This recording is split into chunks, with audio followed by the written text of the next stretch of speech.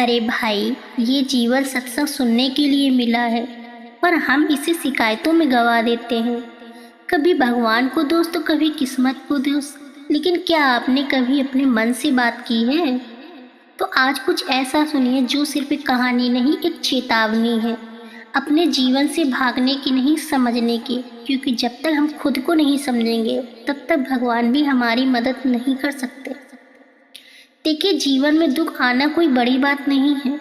बड़ी बात यह है कि हम उस दुख को कैसे देखते हैं। कोई ठोकर खाकर उठता है तो कोई ठोकर खाकर टूटता है। फर्क हमारी सिर्फ सोच का होता है। आत्मा तो सब में एक सी होती है।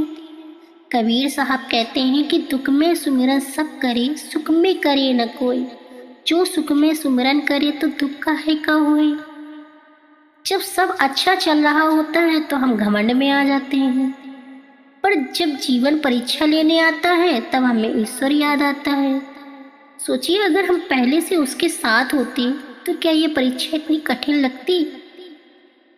कोई घर में संघर्ष कर रहा है, कोई रिश्तों में टूट चुका है, कोई अकेला है तो कोई अपनों के बीच में अनसुना है। लेकिन क्या ये सब स्थायी है? नहीं, स्थायी तो केवल परमात्मा है। बहुत कुछ सह चुके हो ना, अब समझो क्यों सह रहे हो। ये सहना ही तुम्हें तोड़ने नहीं, तुम्हें बनाने आया है।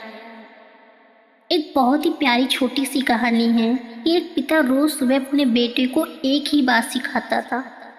कहता था कि जो सह जाता है वो बच जाता है। बेटा बड़ा हुआ, दुनिया में गया और हर अन्याय को सहता। सालों बाद वह टूटा हुआ लौटा और बोला कि पापा, मैंने सब सह लिया कि मैं अब कुछ भी नहीं हूँ।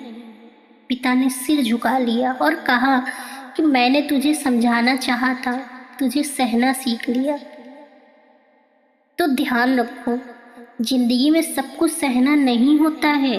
कुछ बातों को सामना भी करना है, और वो सामना तभी हो सकता है जब मन परमात्मा से जुड़ा हो। मन ही देवता, मन ही ईश्वर, मन से बड़ा न कोई। जब मन ही से बात करें तो जग में शोर न हुए।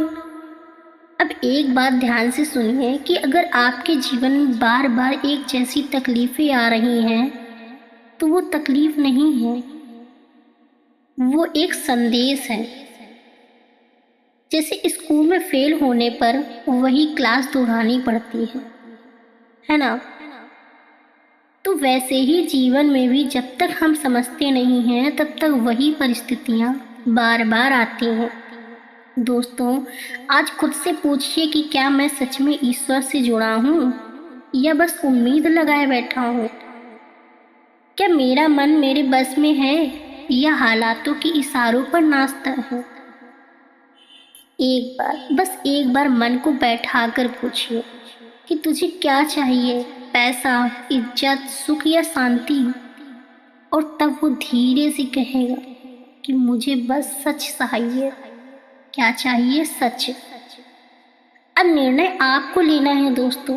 या तो इस वीडियो को सुनकर केवल अच्छा महसूस कर लेना, या इसे अपने जीवन में उतारना है।